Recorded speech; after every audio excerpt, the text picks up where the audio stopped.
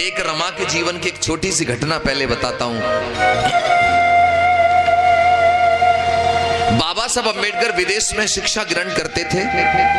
रमा घर में रहकर के बच्चों का पालन पोषण करती थी। तो एक बार का जिक्र है, बाबा साहब विदेश से लौट करके इंडिया भारत वापस आ रहे थे। तो रमा को पता लग गया था पहले से मेरे पति आ रहे हैं। तो भारत में आते ही उनके लिए एक बड़ा मंच बनाया गया। उस मंच पर बाबा साहब का सम्मान होना था। तो उनकी पत्नी सोच रही है आज मेरे पति आ रहे हैं तो घर के सारे काम जल्दी से निपटा लूं, खत्म कर लूं। आज मैं भी अपने पति को देखने जाऊंगी, अपनी आंखों से उनका सम्मान देखूंगी।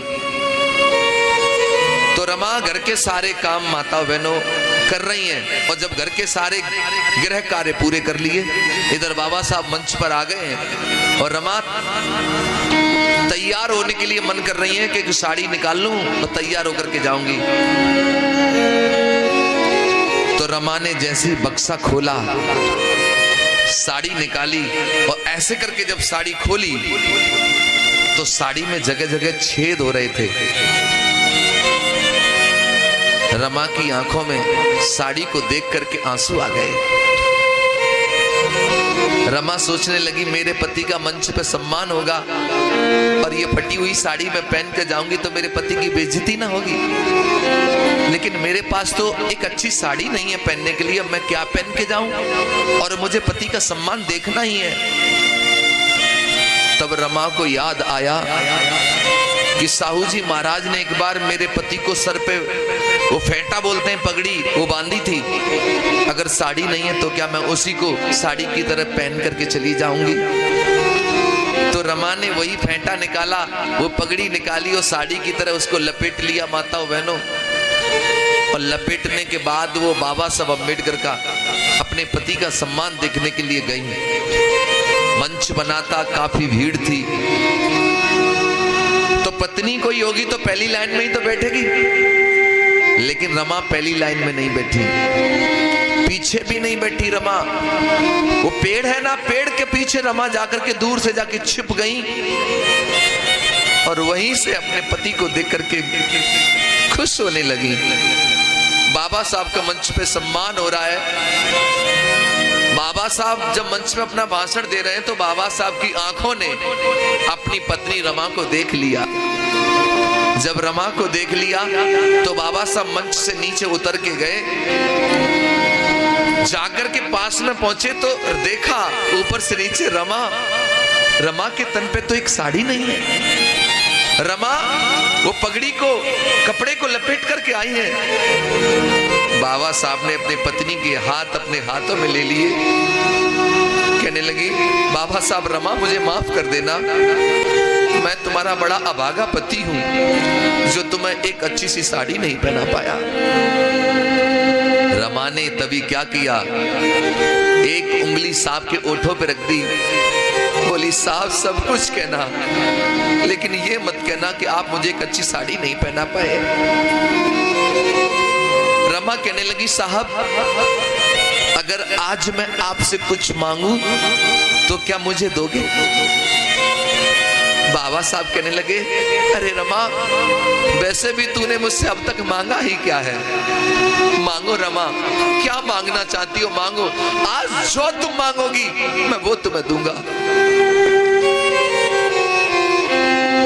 बाबा साहब सोच रहे थे रमा कोई गहना मांगेगी, अच्छी साड़ी मांगेगी, ऐसा कुछ मांगेगी।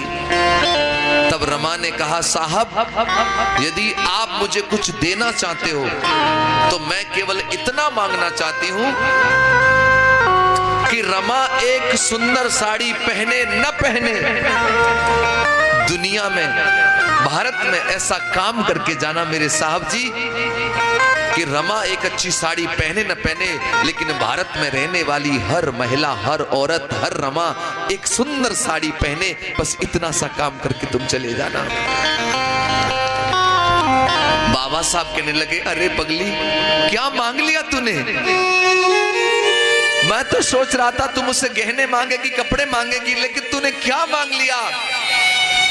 माताओं बहनों मैं तुम्हें यह कहना चाहता हूं कि आज तुम्हारे तन पर जो सुंदर साड़ी दिखाई दे रही है ये तब तुम्हारे तन पर एक सुंदर साड़ी है, क्योंकि रमा ने कभी अच्छी साड़ियां नहीं पहन पाई, लेकिन बाबा साहब तुम्हें अच्छी साड़ियां पहनने का मौका दे गए। रमा के पास तो एक सुंदर साड़ी नहीं थी, लेकिन तुम्हारे पास इतनी साड़ियां हैं आज कि अलमारी का जब दरवाजा खुलता है तो साड़ियों की कतार आंगन में गिर जाती है और तुम सोच में पड़ जाती हो कि इसमें से कौन सी पहनूं। इतनी साड़ियां तुम्हारे पास है। लेकिन बाबा साहब की पत्नी तो उन दिनों गर्दिश में जी और अपना पूरा जीवन समाज के लिए लगा गई, तुम्हारे लिए सब कुछ कर गई। ऐसी थी रमा। लेकिन बड़ा दुख होता है मुझे, लेकिन बाबा साहब अम्बेडकर की चर्चा होती है तो 500 रुपए आदमी दिखाता है तो एहसान करता कि मैंने 500 दे दिया, मैंने 200 दे दिया। अरे तुम्हारे 200 ज्यादा है कि बाबा साहब का जीवन ज्यादा है, रमा का जीवन ज्यादा है। बड़ा दुख होता है मुझे कि जिन्होंने अपना संपूर्ण जीवन, अपना पूरा जीवन समाज के लिए समर्पित कर दिया, आज वही समाज के लोग अपने घरों से निकलने में शर्म महसूस करते हैं। नौटंकी तमाशों में अपना बिस्तर लेके पहुंच जाएंगे, लेकिन बाबा साहब का कार्यक्रम सुनने के लिए उन्हें हाथ जोड़ने पड़ते हैं, आ जाओ सुनने के लिए, आ जाओ सुनने के लिए। ये हालत बनाई है तुमने अपने महापुरुषों की। एक याद रखना एक बात, इंसान को जीवन में कोई चीज तब मिलती है जब इंसान उसकी कीमत चुकाता है। तुम ये कपड़े पहने हो ना, ये कपड़े भी तब पहने हो, पहले इनकी कीमत चुकाई है तुमने। ये साउंड भी तब बज रहा है, इसकी कीमत चुकाई गई है। ये टेंट तब लगा, इसकी कीमत चुकाई गई है। ये घड़ी भी तब हाथ में है क्योंकि पहले इसकी कीमत दे दी है मैंने। ये कैमरा भी तब लगा, इसकी कीमत चुकाई गई है। ये बाजा भी तब बजता कि पहले इसकी कीमत चुकाई है। यानी पहले कीमत और चीज बाद में मिलती है। मैं पूछना चाहता हूं, एक चीज तुम्हें मिली, तुम भूखे मरते थे, खाने को भोजन नहीं होता तो मरा हुआ मांस भी खा जाते थे पेट भरने के लिए, लेकिन आज ताजा बढ़िया भोजन करते हो। मैं पूछना चाहता हूं, इस ताजे भोजन की कीमत तुमने चुकाई क्या? पानी के लिए तुम तरस जाते थे, पीने को पानी नहीं मिलता था, लेकिन आज बिसलरी का पानी पीते हो, क्या इसकी कीमत तुमने चुकाई? मान सम्मान तुम्हारी जिंदगी में नहीं था, कमर में झाड़ू, गले में हांडी होती थी, लेकिन आज गले में मालाएं पड़ती है, सम्मान होता है, क्या इसकी कीमत तुमने चुकाई? मैं पूछना चाहता हूं, आप लोगों को गाड़ियों में बैठने का कोई अधिकार नहीं था? बाबा साहब जब एक बार अपने गोरे गांव जा रहे थे तो रात हो गई थी, बैलगाड़ी वाले ने बिठा लिया, सूट बूट देख करके रास्ते में जात पूछ ली, कौन जाति के हो? बाबा साहब ने कहा बाहर जाति का हूं। रास्ते में गाड़ी रोक करके बाबा साहब का सामान नीचे फेंक दिया, उतर नीचे। मैंने तो कोट पैंट में समझ लिया था कि साथ अच्छे घर का होगा, तू तो नीचे जाति का है। बाबा साहब ने कहा अंधेरा हो गया, मैं कहां जाऊंगा, मुझे ले चलो। तो बैलगाड़ी वाले ने कहा कि नवाबों की तरह बैठूंगा मैं, गाड़ी तू हांकेगा, डबल किराया लूंगा। बैलगाड़ी से भी उतार दिया था, लेकिन आज तुम ट्रेन तो छोड़ो, हवाई जहाज की भी यात्रा कर सकते हो। क्या तुम्हें कोई धक्के मारता है? तो मुझे बताओ, इन हवाई जहाज में भी यात्रा करने का अधिकार तुम्हें किसने दिया? इसकी कीमत तुमने चुकाई क्या? ये मान सम्मान, धन दौलत, शान शौकत जो तुम्हारे जीवन में आज भरा पड़ा है, इसके लिए तुमने कौन सा बलिदान दिया बताओ? अगर इसकी कीमत किसी ने चुकाई है, कोई खून के आंसू रोया है, तो केवल माता रमाबाई और बाबा साहब अम्बेडकर जी हैं, जिनकी वजह से आज तुम्हारे जीवन में सब कुछ आ गया है। मैं माता रमाबाई का त्याग दर्शन आपको बताने के लिए जा रहा हूं, और एक निवेदन करूंगा जो अभी किया था, बीच में बात नहीं करेंगे, ताली नहीं बजाएंगे, उठेंगे नहीं। और अगर मैं गाऊं और सुनते समय अगर आंखों में आंसू आए तो दोनों हाथ जुड़ करके निवेदन है, आंसुओं को रोकना मत। आज उन आंसुओं को बाहर की दुनिया की यात्रा करने देना। वो आंसू आज आपको एहसास कराएंगे कि ये जीवन, इतना सुंदर जीवन कैसे बन गया। सुनो, कैसे जीवन में आई ये खुशियों की सौगात, थाम के दिल सुनना सभी, ये दर्द भरी है बात, दर्द भरी है बात, अश्क में रोक न पाऊं, रमाबाई का त्याग आज मैं तुम्हें सुनाऊं।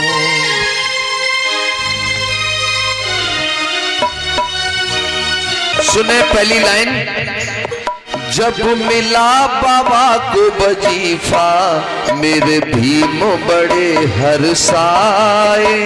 हो मिला बाबा को वजीफा मेरे भीम बड़े हर्षाए। लेके वजीफा भीम जी तब रमा के पास में आए। परम पूज्य बाबा साहब को जब पहली बार सियाओजी राय गायकवाड़ जी से विदेश पढ़ने के लिए 25 रुपया अनुदान यानी वजीफा के रूप में मिला, तो वो 25 रुपया लेकर के बाबा साहब अपनी पत्नी के पास में आए और कहने लगे, रमा मुझे विदेश पढ़ने के लिए अवसर मिल गया है, मौका मिल गया है। क्या बोले? कहने लगे जब विदेश पढ़ूंगा, कहने लगे जब देश पढ़ूंगा, कहने लगे जब विदेश पढ़ूंगा, अनुमति रहे मांग रमा का। तब सुनाऊं भीम की महिमा गाऊं, हो रमा का त्याग सुनाऊं, भीम की महिमा गाऊं। जब बाबा साहब अंबेडकर जी को विदेश पढ़ने के लिए 25 रुपया अनुदान मिला, तो 25 रुपया लेकर पत्नी के पास में आए, कहने रमा मैं विदेश पढ़ने के लिए जाना चाहता हूं, चला जाऊं? रमा कहने लगी, साहब आप ये हमसे पूछ रहे हो? अरे भला हम कैसे मना कर देंगे कि आप विदेश पढ़ने ना जाइए, आपको जैसे तैसे मौका मिला पढ़ करके आइए, भारत में रहने वाले तमाम गरीब लोगों को उनकी जिंदगी का उद्धार कर दीजिए। बाबा साहब कहने लगे, रमा मैं तो चला जाऊंगा, लेकिन हमारे 3 बच्चे हैं, बड़ा बेटा यशवंत, एक गंगाधर, एक रमेश, क्या मेरे जाने के बाद इन 3 बच्चों का तुम पेट भर लोगी? रमा कहने लगी, साहब आप दुखी ना होइए, आप अपना दिल छोटा ना करिए, मैं मेहनत मजदूरी करूंगी, बच्चों का पेट भर लूंगी, लेकिन आप पढ़ाई को मत रोकिए, आप चले जाइए विदेश। तब बाबा साहब अपनी पत्नी और 3 बच्चों को छोड़ करके विदेश चले गए। और विदेश में जब पहुंचे बाबा साहब तो क्या करते हैं, सुनो। भीम पढ़ाई की खातिर संघर्ष करें दिन राती। ओ भीम पढ़ाई की खातिर संघर्ष करें दिन राती। भीम पढ़ाई की खातिर संघर्ष करें दिन राती।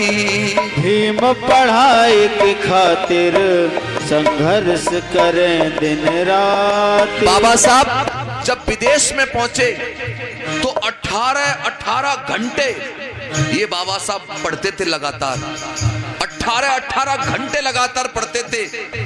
और विदेश में जब पैसा नहीं होता था भोजन करने के लिए तो ब्रेड खा करके बाबा साहब पेट भर लेते थे, लेकिन फिर भी 18 घंटा पढ़ते थे। उधर विदेश में बाबा साहब पढ़ाई के लिए दिन रात संघर्ष कर रहे हैं, मेहनत कर रहे हैं। इधर घर में माता रमाबाई क्या कर रही है, सुनो। भीम पढ़ाई की खातिर संघर्ष करें दिन राती। भीम पढ़ाई की खातिर संघर्ष करें दिन राती। घर में रमा और बच्चे पर जले दिया ना बाती। माता रमाबाई मुंबई की गलियों में जाती हैं, इतिहास बताता है गोबर इकट्ठा करती हैं, उपले कंडे बनाती हैं, सुखाने के बाद उनको बेचती हैं, तब जाकर के घर में बच्चों को रोटी मिलती है।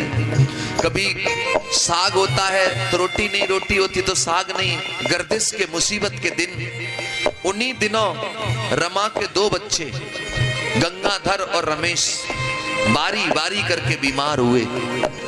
रमा के जब बच्चे बीमार हुए तो रमा बड़ी दुखी हो गई। रमा वैद्यों के पास जाती हैं इलाज करवाने के लिए, कहती हैं वैद्य जी मेरे बच्चे बहुत बीमार हैं, मेरे बच्चों का इलाज कर दो वरना मेरे बच्चे मर जाएंगे। तो वैद्य कहता है तेरे पास पैसे हैं? तो रमा कहती है मेरे पति परदेश गए हैं, जब लौट करके आएंगे तो पाई पाई चुका दूंगी, मेरे बच्चों का इलाज कर दो। माताओं बहनों वैद्य धुतकार देता है। रमा कभी पैसों का इंतजाम कर भी लेती है तो दवा नहीं मिलती, और जब दवा होती है तो पैसे नहीं होते हैं। इसी गरीबी में, बीमारी के कारण और दवाइयों के अभाव में माता रमाबाई यानी बाबा साहब के 2 बच्चे गंगाधर और रमेश ने अपना वारी वारी करके दम तोड़ दिया। जब 2 बच्चे बाबा साहब के मर गए, उधर बाबा साहब आधी पढ़ाई करके और अपने घर लौटे हैं। उस समय का दृश्य मैं आपकी आंखों के सामने ला रहा हूं, सुनो। बाबा साहब अपनी पत्नी से बोले, रमा हमारे बच्चे नहीं दिख रहे, बच्चे कहां हैं? आप इस बात को सब जानते हो कि बाप कहीं से भी हारा थका आए और औलाद गले लग जाए तो बाप की सारी थकान दूर हो जाती है। लेकिन जब बाबा साहब के बच्चे गले नहीं लगे तो बाबा साहब का पूछना लाजमी था कि बच्चे कहां हैं। जब बाबा साहब ने अपनी पत्नी से पूछा, बच्चे कहां हैं रमा, तो रमा की आंखों में आंसू आ गए। जब आंखों में आंसू आ गए तो बाबा साहब कहने लगे, रमा तुम क्यों रो रही हो, क्या छुपा रही हो रमा, तुम मुझे सच बताओ बच्चे कहां हैं। तो हिलकी सी भर गई रमा की और आंसू आंखों में भर करके बोली, क्या 2 दुख में गुजर गए बच्चे, यूं रमा ने बोल सुनाए। 2 दुख में गुजर गए बच्चे, तब रमा ने बोल सुनाए। कहने लगी, साहब जी आपके पीछे 2 बच्चे बारी बारी करके बीमार हुए, मैंने उनका बहुत इलाज करवाया साहब जी, लेकिन आपके बच्चों को मैं बचा नहीं पाई साहब जी। और बोली, कोशिश की मैंने बहुत साहब जी, कोशिश की मैंने बहुत साहब जी, तो छोड़ गए प्राण, रमा का त्याग बताऊं, भीम की महिमा गाऊं। ओ रमा का त्याग बताऊं, भीम की महिमा गाऊं। जब बाबा साहब आधी पढ़ाई करके घर लौटे तो यही दुनिया के लोग बाबा साहब को कह रहे थे, अरे डॉक्टर अम्बेडकर को तो वजीफा मिला है, वो तो वजीफा की वजह से पढ़ के आए हैं। लेकिन यही बाबा साहब अकेले में बैठे रो रहे थे और कह रहे थे, दुनिया वालों तुम क्या समझोगे मेरे पढ़ाई की कीमत, मेरी पढ़ाई की कीमत वो वजीफा नहीं है। अगर कीमत का अंदाजा लगाना चाहते हो तो लगाओ। मेरे प्यारे प्यारे 2 बच्चे गंगाधर और रमेश इस पढ़ाई की वजह से ही बलिदान हो गए, यही मेरी पढ़ाई की असली कीमत है। आप सब लोग इस बात को जानते हो कि अगर घर में कोई मर जाए तो कोई आदमी साथ में मर नहीं जाता, जिंदगी जीता है। तो बाबा साहब भी जीने लगे और धीरे धीरे करके वक्त ने करवट लिया। बाबा साहब के एक मित्र नवल भटेना जी बाबा साहब से मिले और बाबा साहब को बोले, बाबा साहब आपकी आधी पढ़ाई हो चुकी है और आधी अभी बाकी है, तो आधी पढ़ाई जो बाकी है उसको पूरा करने के लिए आप दोबारा विदेश क्यों नहीं चले जाते। तो बाबा साहब ने बड़े दुखी हृदय से कहा कि मेरे पास विदेश पढ़ने के लिए पैसा नहीं है, मैं कैसे जाऊं। उस जमाने में नवल भटेना जी ने बाबा साहब अम्बेडकर जी को 5000 रुपया मदद के रूप में दिया बाबा साहब को, और बाबा साहब वो 5000 रुपए लेकर के अधूरी पढ़ाई को पूरा करने के लिए दोबारा विदेश गए। और उनके जाने के बाद क्या हुआ सुनो। जाने के बाद बाबा घर बेटी का जन्म हुआ है, कंडे बेच कर करे गुजारा, कंडे बेच कर करे गुजारा। रमा है बड़ी महान, रमा का त्याग बताऊं, भीम की महिमा गाऊं। बाबा साहब दोबारा विदेश गए, तब उन दिनों रमा की कोख से एक बेटी ने जन्म लिया। तो बाबा साहब को पता लगा घर में बेटी आई है, तो बाबा साहब ने अपनी बेटी का नाम रखा इंदू। क्या नाम रखा? इंदू नाम रखा। रमा मेहनत मजदूरी करके परिवार चला रही है, बेटी घर के आंगन में खेलती कूदती और बड़ी हो रही है। और खेलती कूदती बेटी धीरे धीरे करके मां बहनों साल भर की हो गई। साल भर की बेटी घर के आंगन में फूल की तरह खिलती है। रमा पूरा दिन बेटी को देख देख करके गुजार लेती है, लेकिन बड़े दुख के साथ मुझे बताना पड़ रहा है, वो साल भर की बेटी धीरे धीरे करके वो भी बीमार हो गई। जब रमा की बेटी इंदु बीमार हो गई तो माता रमाबाई बड़ी दुखी हो गई। क्यों दुखी हो गई? कि उनके दो बेटे तो पहले से ही बीमारी से जा चुके थे, अब कहीं बेटी ना चली जाए। तो रमा मेहनत मजदूरी करके और पैसे इकट्ठा करने लगी ताकि बेटी का इलाज करवा पाए। तो रमा ऊपले कंडे बेच बेच करके परिवार चलाती हैं और पैसा इकट्ठा करती हैं। एक दिन की घटना सुनो। रमा जब कंडे बेच करके घर आई तो उन्हें घर आते ही अपने पति का पत्र मिला। तो एक पड़ोसी को बुलवाया, भैया ये मेरा पत्र आया है, मेरे साहब का जरा पढ़ो इसे क्या आया है इसमें। तो पत्र फाड़ करके पढ़ा, घर में बीमार बेटी है।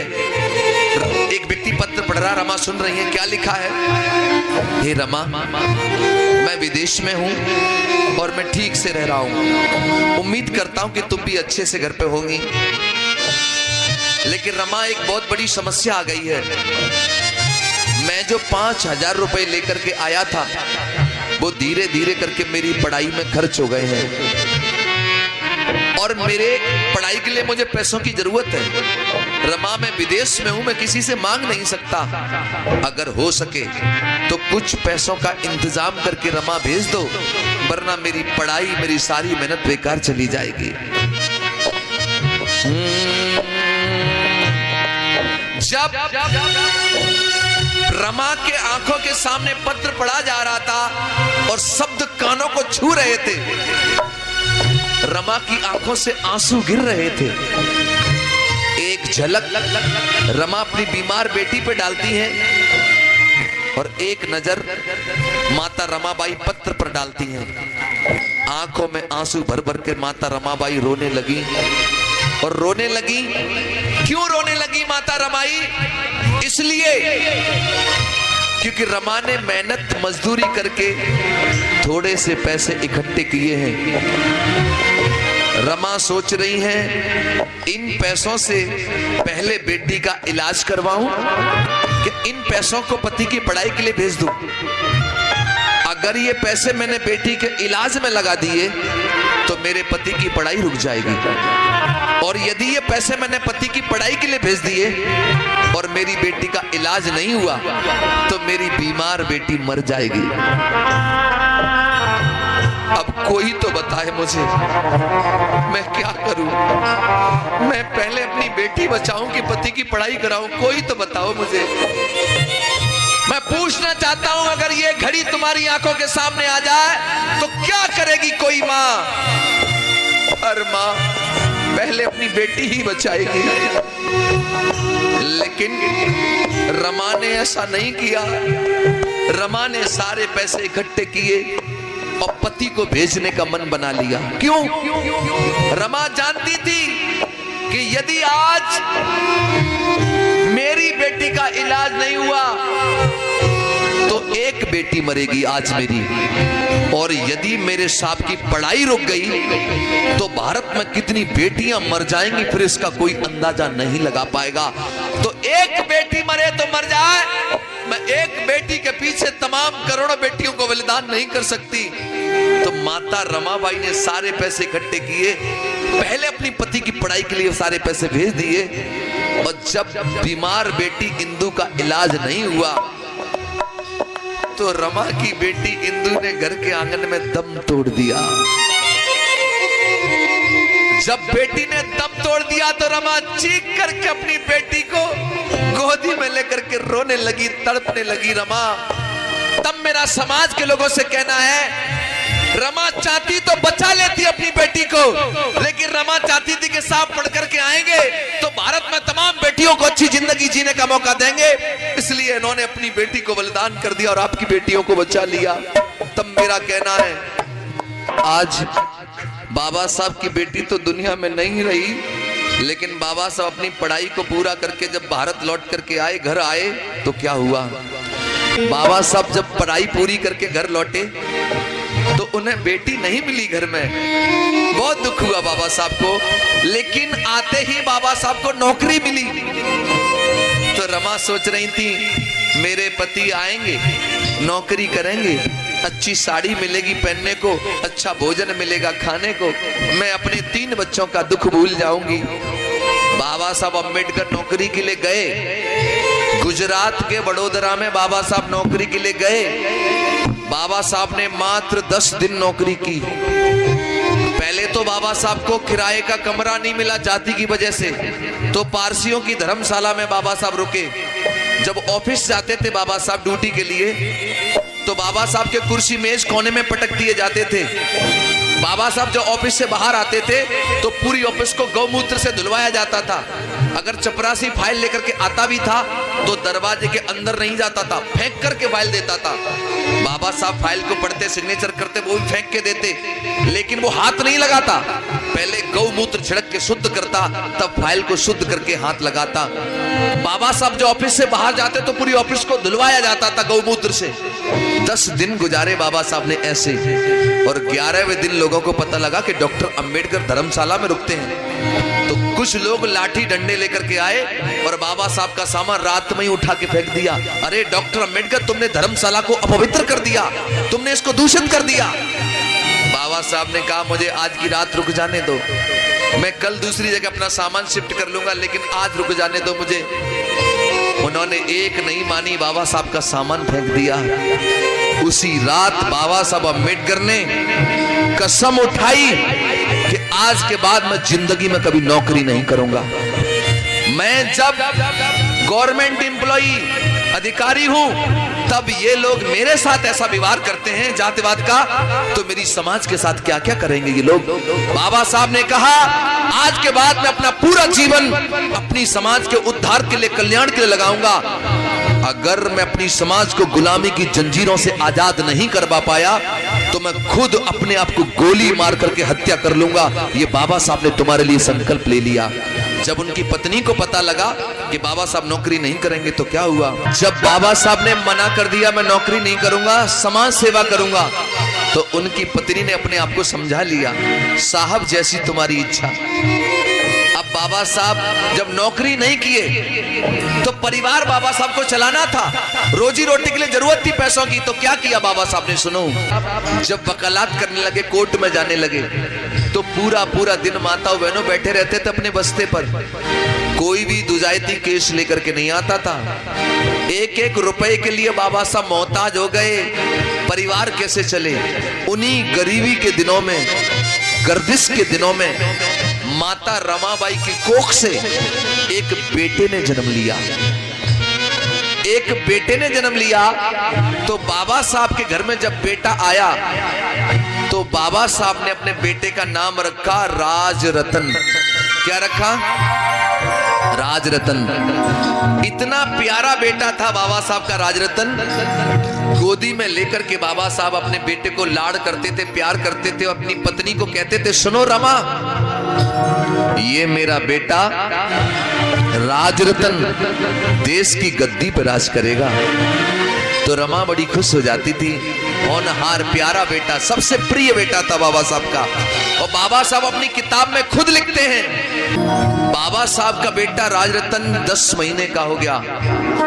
बड़े दुख भरी कहानी है, बड़े दर्द भरी घटना है। बाबा साहब एक दिन कोर्ट में हैं। रमाबाई घर में अपना झाड़ू पोछा जो भी कर रही हैं। रमा बोली, मैंने बहुत देर है कि अपने बेटा नहीं लिया गोदी। तो जाकर के देखा तो बच्चे का बदन तप रहा था। बहुत अचानक, एकदम अचानक बच्चा बीमार। रमा घबरा गई, थर-थर कांपने लगी। रमा ने एक व्यक्ति को बुलाया, अरे आओ मेरे साहब जी के पास चले जाओ, जाकर के उनसे कहना पता नहीं बेटे को अचानक क्या हो गया है और बेटा बहुत बीमार है। एक व्यक्ति माता बहनों दौड़ा दौड़ा दौड़ा दौड़ा साहब के पास गया, कहने लगा बाबा साहब तुम्हारा बेटा बहुत बीमार है। रमाबाई ने ये कहा है कि साहब जल्दी से आए, पता नहीं बेटे को कुछ भी हो सकता है। बाबा साहब ने जैसे ये संवाद कानों से सुने, पैरों तले जमीन खिसक गई बाबा साहब के, फाइलें समेटी। बाबा साहब ने एकदम दौड़े दौड़े बाबा साहब घर गए, जाकर के देखा बच्चा बीमार। बाबा साहब ने अपने बेटे को गोदी में ले लिया और सीने से लगा लिया। माताओं बहनों, उस घड़ी ऐसा लग रहा था मानो बेटा पिताजी का इंतजार कर रहा हो। जैसे ही बाबा साहब ने अपने बेटे को गोदी में लिया और सीने से लगाया, उसी क्षण बेटे ने एकदम दम तोड़ दिया। जैसे ही बेटे ने दम तोड़ा, माताओं बहनों क्या हुआ, जैसे ही बच्चे ने दम तोड़ा, एकदम चीख करके माता रमाई रोने लगी, साहब अब तो बस करो साहब, बस करो साहब, बस करो। तुम्हारी समाज सेवा ने धीरे धीरे करके मेरे 4 बच्चे निगल लिए, मेरे 4 बच्चे चले गए साहब जी, बस करो। जब रमा आंखों में आंसू भर भर के रो रही थी, तो बाबा साहब अपनी पत्नी को कह रहे थे, रमा चुप हो जाओ, रमा चुप हो जाओ, रमा चुप हो जाओ। मैं जानता हूं एक माँ के 4 बच्चे मर जाए तो उसके दिल पे क्या गुजरती है, जानता हूं रमा, लेकिन तुम्हारे तो अभी 4 ही बच्चे मरे हैं। मैं इन गरीबों के दम तोड़ते हुए सैकड़ों बच्चों को देखता हूं रमा, तो मैं क्या करूं बताओ।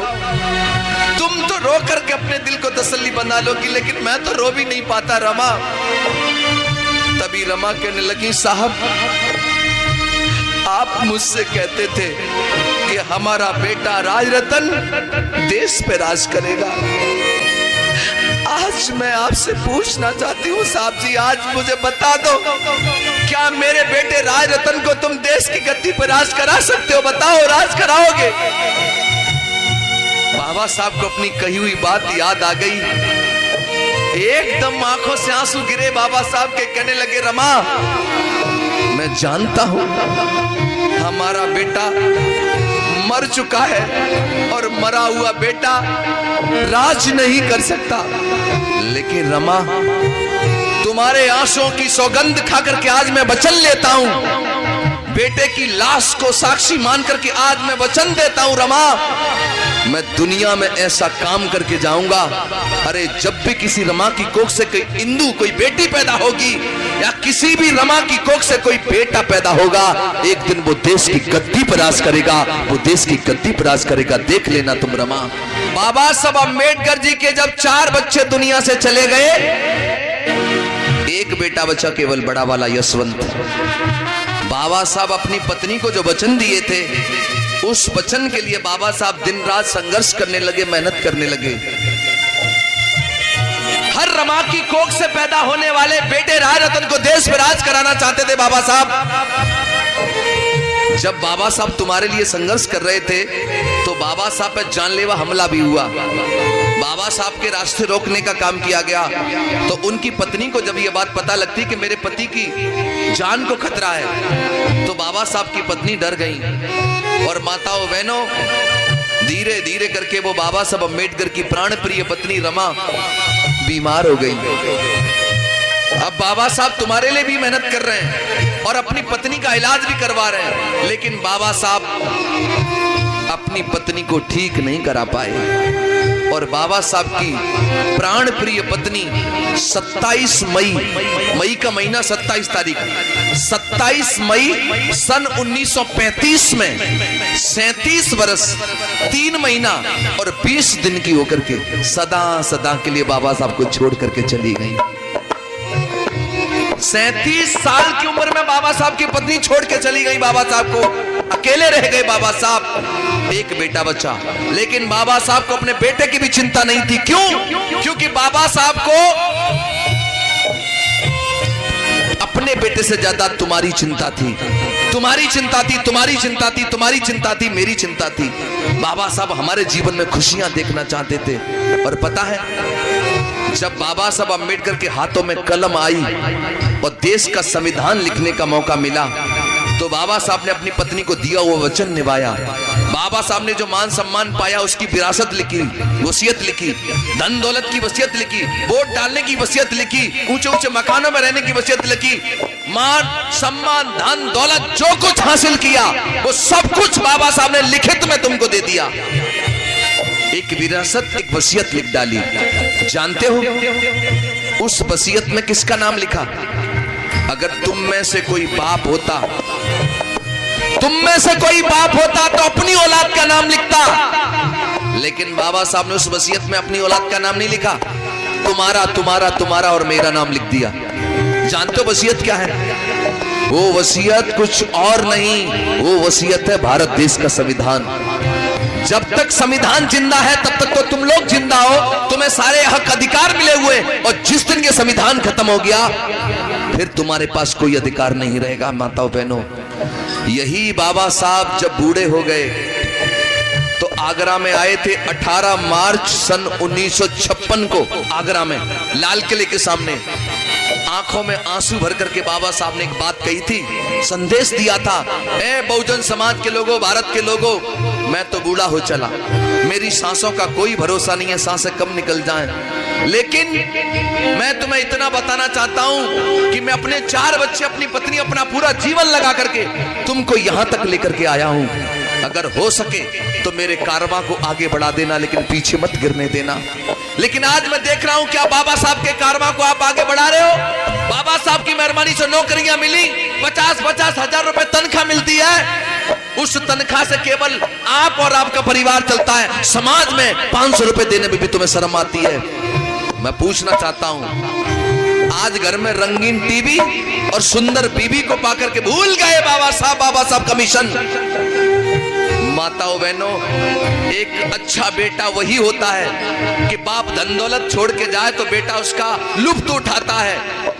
अगर बाप कर्जे में मर जाए तो औलाद का दायित्व बनता है कि औलाद बाप के कर्जे को चुकाए। जो जो लेने लायक था सब कुछ ले लिया तुमने, जब कर्जा चुकाने की बात आई, लेकिन बाबा साहब के कर्जा नहीं चुकाते।